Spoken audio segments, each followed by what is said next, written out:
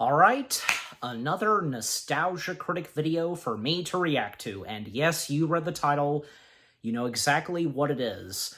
I don't know why I hadn't gotten around to this until now, and I had to make sure if, by any chance, I didn't do a reaction to this, and thankfully I didn't until now. You're watching it, so yes. So that's right.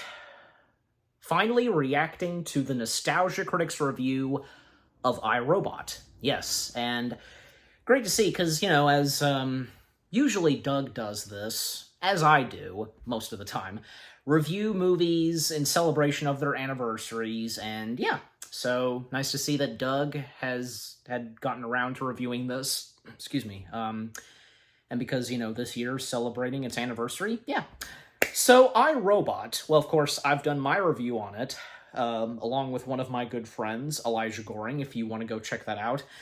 Yeah, iRobot, it's a great film. It really is. The direction that was brought to the world of iRobot, this futuristic world in this movie, and with its cast of characters, and with clues and mysteries to be solved, and with Will Smith's character in this, yeah. And, you know, not to mention that, I don't know if anybody really knows this, that iRobot was one of those very first few films, like, say, the Lord of the Rings films, namely the last two, where motion capture was used, and that being for the robots. Alan Tudyk's robot character, the main robot of this film, who's the good one, while all the other robots, they are programmed to be evil and stuff like that, yeah. And, you know, that same year that this came out, well, this coming out a year after, say, The Return of the King, and when this came out in 2004, well, because the same year that the world's first fully motion capture film, The Polar Express, yeah. Yeah, so, you know, just what more do I have to say? Because iRobot, it's really good. I mean, I remember seeing this, and I know I established it when I did my review on it, me and Elijah. Us doing our review of iRobot, and I remember saying that I did see this when it came out on TV. I mean, didn't see it in theaters, but later on, when it was on television, yeah, I remember seeing it. I'm not sure, because I don't think I didn't watch the entirety of it, but I do remember, like, say, knowing that, you know, one robot is good and the others are bad. And, you know, this concept of one robot being good and the others being rogue, it's technically, it's been done before. I think, yeah, even before, say, this movie. I have no recollection what other movies have done this concept. But also, well, think of also, like, say, Toy Story 5. It's kind of, Toy Story 5 doing that concept as well, you know. Rogue Buzz Lightyears. Even, like, seeing the concept art for Toy Story 5, it was reminding me of iRobot, because one concept art that was shown at D23 Brazil, where you see these Buzz Lightyear action figures coming out of a crate, and where it looks like it's a desert. Does that not sound familiar with what's in iRobot? I'm just saying. Not to mention where iRobot, all of the defective robots, they shine red from their chests. The same thing happening with the Buzz Lightyears in Toy Story 5, you know. But just anyways, I just thought I'd throw that out. But yeah, just overall, iRobot, really good film, and, well, who knows, maybe Doug, as the Nostalgia Critic, will have some positive things to say, but we're about to find out. And I can see that, yeah, there is no sponsor for this, because the first still shot, well, clearly, because that being the intro, an explosion, yeah, so no sponsors for this, apparently, which is good. So, you know, especially because it helped me sometimes when it comes to inserting videos and such, especially Nostalgia Critic, because I would skip the sponsors and stuff like that, you know. But anyways, enough said. Without further ado, let's see what Doug, as the Nostalgia Critic, has to say on his review of iRobot. Beginning in 3, 2, 1, play. I got a bottle of water with me.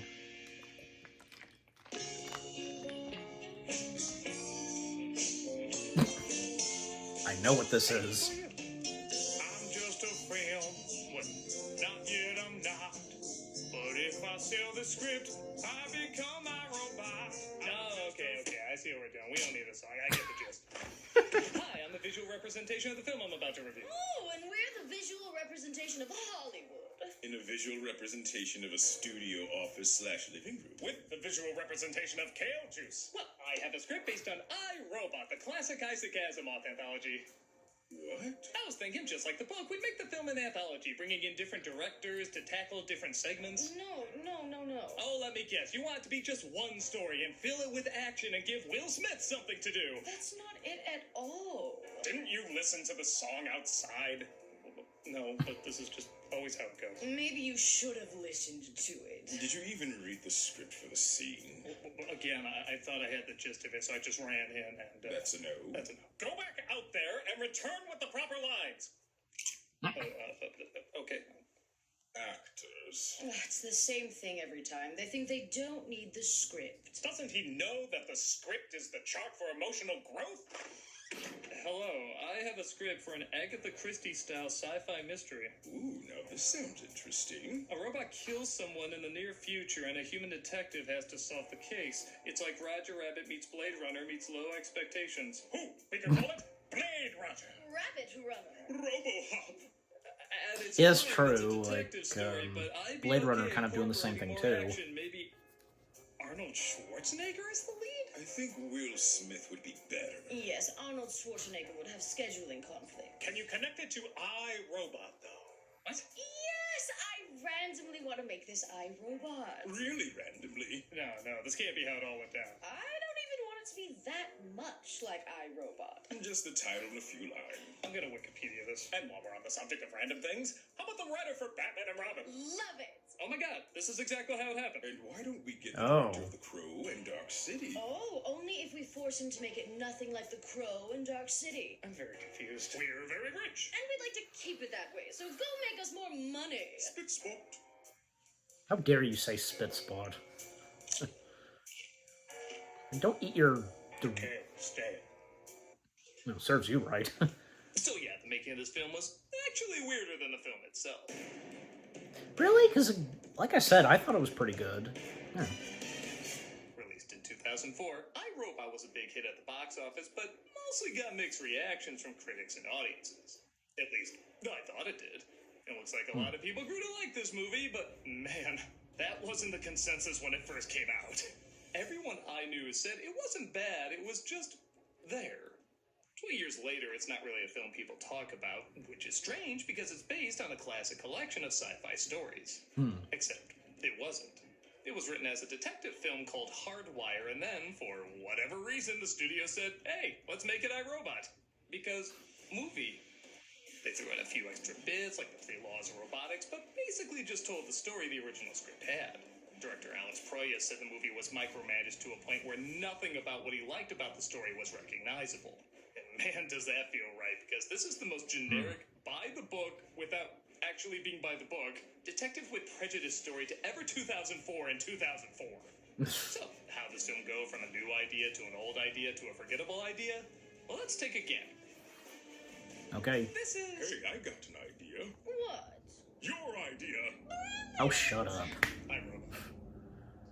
The film opens so desperate to convince you it's the book, it just starts reading the book.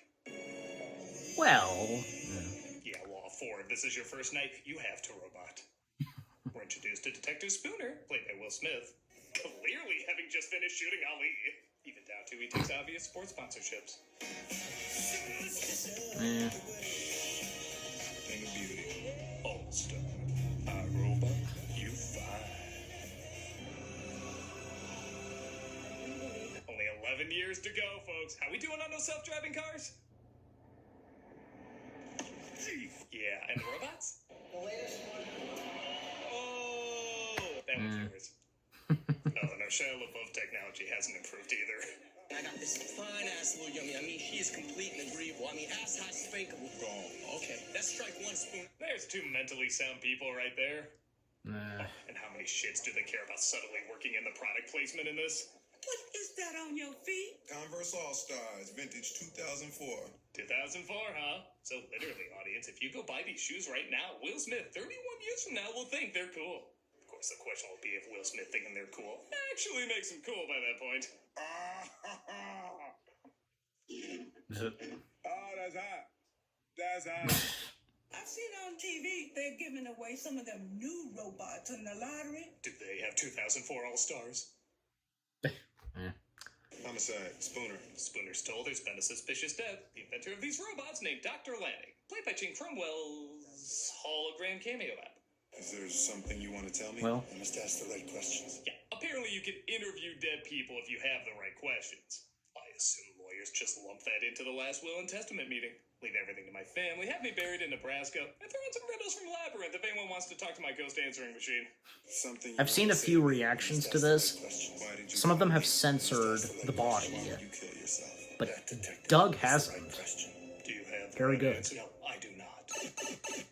He talks to the cowboy from Fallout who runs USR, the company that manufactures the robots, and thinks the doctor's death was a suicide. Apparently this one was programmed to call you upon his suicide. Death. Yeah, suicide is a type of death, detective. He nodded like he legit didn't know that. Lawrence told me to accommodate you in any way possible. Can we get better keying? Feel like we should be talking about gun dogs. Authorized entry. This is where I keep all my Dr. Evil wardrobe. This is Dr. Calvin, played by Bridget Moynihan, who makes the robot seem more human. But Spooner thinks that could extend to murder. A robot cannot harm a human being. Laws are made to be broken. Not these laws. They're hardwired into every robot. Yes, that would be a glitch. And as we all know, 11 years from now, we will completely live in a world without glitches. Or reprogramming, or hacking. This is like saying, hey, a gun can't kill a person, it has the safety on it. Let's see if it's still in here. The killer is apparently still in the room, a robot named Sonny, played by Alan Tudyk, who gets jumpy as Spooner gets closer. You were startled by a jack-in-the-box. But you forget a Jack-in-the-Box can kill. He gives him a chase and ends up in a room filled with other Okay. robots. There is a Am I missing robot something in about this Jack-in-the-Box? formation that does not belong. Identify it. It's not me. Damn. Get the hell out of here! Detective! I think someone's trying to erase my edges. Well, the use of green screen, Whoa, blue a CG screen. shot that suddenly slowed down. Yo, that was exciting. Have you seen that in anything aside from everything? The robot is Technically. captured and questioned by Spooner. What does this action signify? It's a sign of trust. It's a human thing. They are difficult. Okay, so I know I've made this argument countless times before, but man, would this thing be better if it wasn't CG? As much as I make fun of human-like robots, the one thing I think we can all agree on is they're pretty damn creepy. A lot of this film's suspense is centered around these things are supposed to be scary, and if they just don't look like they're really in the room with you, that sucks out all the fear. It's one of the few times the little ticks and awkward movements we often associate Yeah, that with looks these machines that looks very would help. similar to They're robots, they're not the really ones human. in We would iRobot. accept that they didn't quite move right and also find it eerie to watch. But despite Tudyk giving a decent performance as Sonny, he looks like early CGI anime trying to make a bowling ball. He's not scary, and he doesn't look like he's really there. He asked me for a favor. Eh, What favor? You have to do what someone asks you. looks fine to me. Murdered him. Okay, look, I was his sex bot. This isn't white paint, alright? Don't use a blue light on me. Oh I god. did not murder A him. vacuum cleaner appearing emotional. I did not murder him. I did not. Oh, hi, Mark. My robots don't kill people. Yeah, Lieutenant too. Bergen. USR takes back their property as Spooner is kicked off the case. He founded U.S. Robotics Incorporated with Lawrence Robertson in 2020. Really? 2020 is when USR began. I don't think I realized Planning the to control robot the server market on up there. toilet paper and hand sanitizer. See why you guys set these films The further robot in the future, bartender, I folks? think. Guy creates monster. Monster kills guy. Everybody kills monster. Woman inherits the earth. Spooner gets an idea, though, and decides to do more snooping. Spoon. Nice shoes. So, God, do I have to call up Nintendo now and say, sorry, it looks like the wizard was really subtle? He tries to test How long are we gonna keep going with that in this review? House, but it looks like the construction robot there has other plans. that Attacked by all sorts of things clearly not there and manages to make his way out. But what That- about Kitty? Kitty will live. Decent. Doug did that before. I was gonna say, that cat is lucky. Do you like cats? You're saying cats did this to you? How the hell would cats do this to me? Are you crazy? Why are we talking about cats? Because the script is bad. We're in a bad script. Dr. Calvin continues her one job in the movie, saying that can't happen. It's highly improbable. No one came or went. This is a personal vendetta. This is ridiculous. My location. Back up. This is bordering on clinical paranoia. You're joking, right? A robot cannot harm a human They being. can't hurt. It's not going to hurt us. That robot is not going to harm us. Oh my I gosh. joke about this, but the movie does it for me. You are the dumbest, smart person I have ever met in my life. The title of every Elon Musk interview. Everyone's robots are being replaced with updated NS5s. Which, after the creator apparently very publicly committed suicide, I wouldn't push that back either. I think I did react to them, to CinemaSins covering, God, they can hug. That is very applaud-worthy. I'm glad to covering slash sending this movie, and I think they commented on Will Smith, what he says to her. Yeah. You know, a major problem with a movie called I, Robot is that the robots don't have much of an identity. Yeah, there's the 3 laws and they say a whole bunch of stuff about them, but I don't get a feel for what these things are really like. Compare them to something like The Terminator or Data, where, yes, they blur the line of how robotic and how human they are, but I still know what kind of reaction they're going to give to most things. I have no idea what's a normal reaction for these machines. When Calvin looks over Sonny and says he's going to be decommissioned, he says, I think it would be better not to die. is that a look of sadness because he said that, or one of shock because you didn't know he could say that?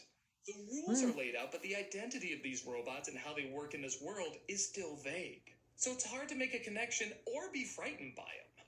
And again, as shown in this action sequence where Spooner is attacked, I'm just not scared of something that looks like a half-rendered scene from the movie Robots.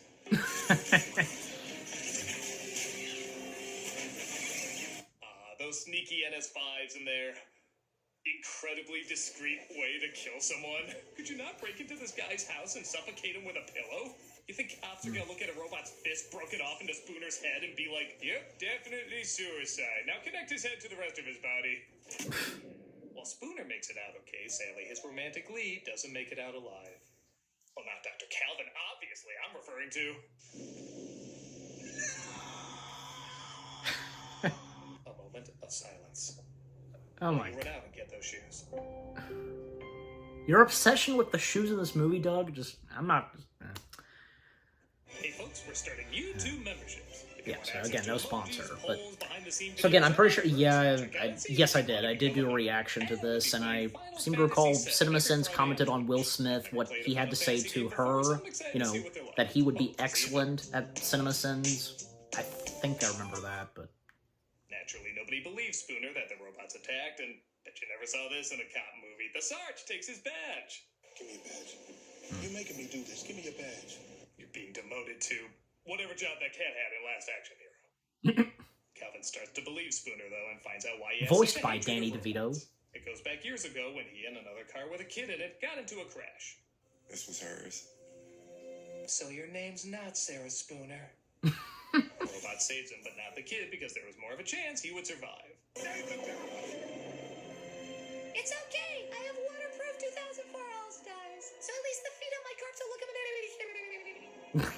Spooner thinks landing programmed Sonny to break the 3 laws and also kill it. But he also left dreams in his head to lead to the answer why. I see you remain suspicious of me, Detective. I had hoped you would come to think of me as your friend. We've had so many friendly moments together, and I guess that's it. Yeah. This is my dream. This is the place where robots meet. You can see them here as slaves, and this man on the hill comes to free them. The man in the dream is you. Wow, they literally gave away the ending, but okay. I also had a dream Soylent Green is people. Know what that's about? It is not me. It is you. That's their way around it. Say Darth Vader is Luke's father, then say, no he isn't, but then later say, yes he is! The twist is there were no take-backsies. They go talk to the CEO, who isn't giving them the answers they want. We look to robots for protection. I'm sorry, I'm allergic to bullshit. Hey, let's just be clear. You are not allergic to bullshit. Dr. Calvin agrees to destroy Sunny to save the company, and wow, the way they're shooting this, I bet she's really gonna do it. Doesn't feel like a fake out at all. Remember, no take-backsies. What is that? Microscopic robots designed to wipe out artificial synapses. Will it hurt? I don't know. Can you feel pain? If so, why do we give you that? Of course, she switches him out with What's that another from? one to keep him safe, but Spooner stumbles across all the old robots being destroyed by the new ones. Run! I don't even know if that's meant to be funny, but it's pretty funny. It's not really supposed to. It's not supposed to be. Soon all the robots start turning against the humans. Move now. I'm going to service. Jesus cannot save you. You're a Scientologist now. I'll give the movie this. That was an hour 20 without Shia LaBeouf. I kind of want to give it an award for that. I'll give you 2 awards if you punch him again. No? I'll just do it myself. The little things. They make their way It's been to a while. USR, It's been a while since how to get he's in done without being that. noticed. A loop, you know. No surveillance. Really? Because I feel like I've had surveillance. A lot of it. The CEO is dead, though, and it looks like Vicky, the USR computer controlling everything, was behind it all along. Vicky, whose combined screen time equals out to maybe a minute? Great payoff, huh? Agatha Christie would be proud. It'd be like murder on the Orient Express if you saw all the suspects just pass by for a second on a railroad crossing. You charge us with your safekeeping, yet your countries wage wars. You toxify your Earth and pursue ever more imaginative means of self-destruction. Who's the real monster here? It's always us. Gee, I wonder if this was made in the W years. To ensure your future, W some years. freedoms must be surrendered. But you forgot. Sunny seems to switch sides, but it does lead to one of the few cool moments in the film. I would prefer not to kill Dr. Calvin. Oh my god. Tombstone. It was all a bluff to trick Vicky in for as bland and forgettable. Hasn't Doug already so done a much review style is, on it does Tombstone? come to I'll life check. a little I bit think so, yeah. Again, none of it looks real, but it does occasionally have a shot that has some real energy and creativity to it. My logic Yeah. is undeniable. You have so got to die. They eventually destroy Vicky, the day is saved, the Blue Angel salute, I guess, and all the robots are back to normal. All as the good doctor predicted. His suicide was the only message he could send to you. Lanning was counting on my prejudice to lead me right to you. So, prejudice works? How'd you like that to be the moral Zootopia? Yes, see beyond your own hatred, but every once in a while, eat a bunny. You know, I'm glad that in Zootopia they didn't go with the Making collars. a pass. Proceed as instructed. The robots are placed where the previous obsolete machines were, and, of course, Sunny is there to show them the way. Yep. All right, let's get this uprising started. And that was iRobot. A good idea is in there somewhere, but ironically, it wasn't human enough. When you really break down the story, there are some nuggets of concepts. If you told me the director of Dark City was going to bring it to life, I would say that'd be a brilliant choice. However, this feels like a movie that, like the director said, got micromanaged by charts, focus groups, and uninspired choices. It's not an awful movie. It's not even really that bad. It just doesn't stand out at all. It's like oatmeal on a rice cake. It's not terrible, but it's clearly not good. No. If the detective cliches I wouldn't eat work it. to enhance the film noir style rather than just check it off like a to-do list, maybe there could have been a great movie here. As is, there's nothing to despise in this, but it simply comes across as, you guessed it, too robotic.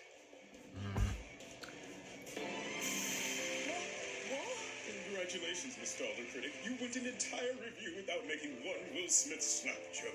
Oh my god, Oh. thank you so much. This is a nutcracker. He did. Don't spend it all in one place. This is my life. And haven't we gotten over that by Nice now? shoes.